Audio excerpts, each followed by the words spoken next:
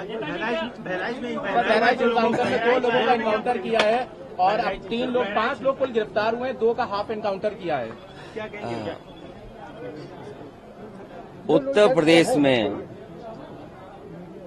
लगातार घटनाएं हो रही हैं और ये घटनाएं जो हो रही हैं वो सरकार की नाकामी की वजह से हो रही हैं। सरकार अपनी नाकामी छिपाने के लिए एनकाउंटर कर रही है। एनकाउंटर, नई परिभाषा में हाफ एनकाउंटर और भी कई परिभाषाएं जो सरकार ने बनाई हैं। अगर एनकाउंटर से ही लॉ एंड ऑर्डर बेहतर हो रहा होता तो अभी उत्तर प्रदेश कई आंकड़ों में और प्रदेशों से अच्छा होता। जीरो टॉलरेंस का नारा देने वाले उन्हें खुद अपने आप पर सोचना चाहिए। ये एडमिनिस्ट्रेटिव फेलियर था, सरकार का फेलियर था कि जब वहां पर तय था, पुलिस की जानकारी में था, तो आखिरकार आपने शांतिपूर्ण ढंग से क्यों नहीं प्रोसेशन को ले जाने दिया या उस कार्यक्रम को संपन्न क्यों नहीं करा पाए। जो लोग एक शांतिपूर्ण तरीके से एक कस्बे, गांव का या आसपास के लोगों का कार्यक्रम शांतिपूर्ण से संपन्न नहीं करा पा रहे हैं, उनसे लॉ ऑर्डर की क्या उम्मीद करेंगे आप। और फिर ये इनकाउंटर, हाफ इनकाउंटर, ये डराने के लिए हैं। आप मुझसे न नाम बताते न कुछ बताते तब भी मैं कह सकता था कि इनकाउंटर किसका किया है इन्होंने। इनकाउंटर करना और नफरत को बढ़ावा देना, ये सरकार को नया तरीका मिल गया है काम करने का। ये अपनी सब नाकामी छिपा रहे हैं। याद कीजिए, उससे पहले दुनिया में कहीं ऐसा होता हो कि जब पहले इनकाउंटर पे सवाल उठाओ मंगेश पर, तो सरकार कहती है क्योंकि हमें बैलेंस करना है तो उसमें क्षत्रिय को भी मार दिया। तो ये कहां का लॉ एंड ऑर्डर है, कहां की ये व्यवस्था है जहां पर आप बैलेंस करने के लिए किसी की जान ले रहे हैं। और सरकार अपनी नाकामी छिपाने के लिए खासकर इस तरह के इनकाउंटर कर रही है।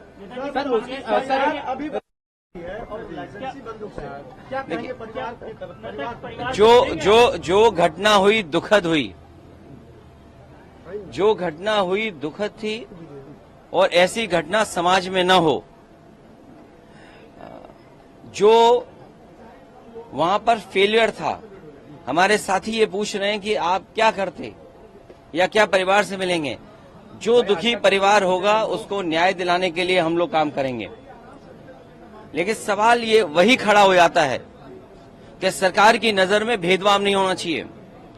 सरकार, जो अंग्रेजों ने कभी नारा दिया था डिवाइड एंड रूल, सरकार उसी पे काम कर रही है, डिवाइड एंड रूल।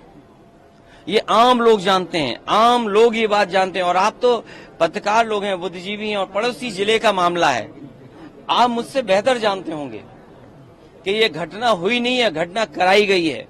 और कराई गई के लिए दोषी कौन होगा?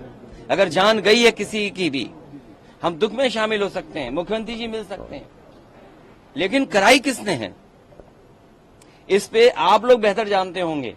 यहाँ एक कोई पत्रकार ऐसा नहीं है जो न जानता हो कि ये घटना रोकी जा सकती थी, किसी की जान नहीं जाती।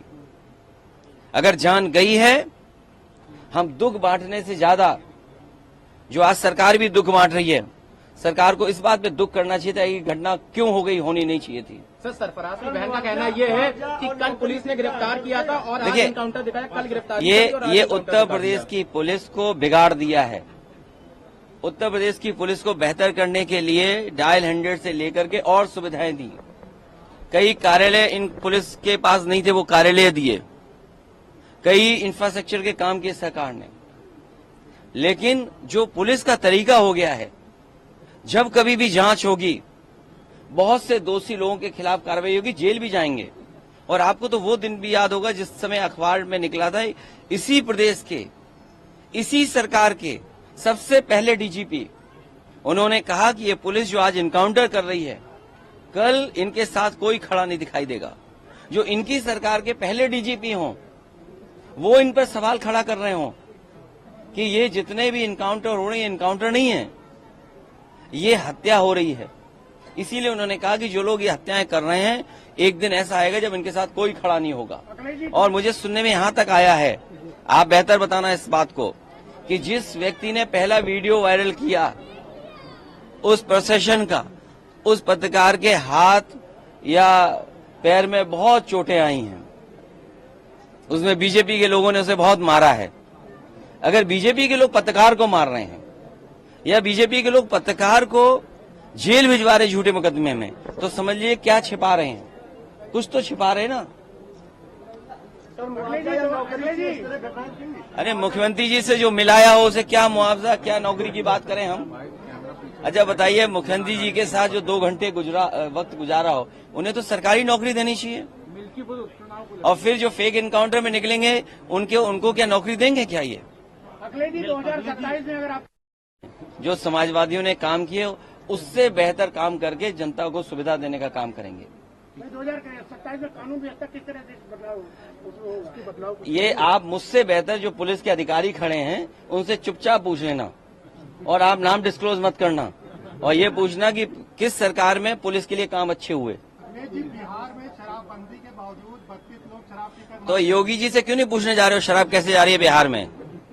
अगर बिहार में शराब जा रही हो, हमारा पत्रकार साथी कह रहा है यूपी से जा रही है, तो इसका मतलब मुख्यमंत्री जी को पता होगा कैसे जा रही है। और अब तो बीजेपी के समर्थन की सरकारें दोनों तरफ हैं। बिहार में बीजेपी के समर्थन की सरकार है और यहाँ पर बीजेपी की सरकार है, तो बॉन्डिंग अच्छी चल रही होगी, इसी वजह से शराब पहुंच रही है वहां पर।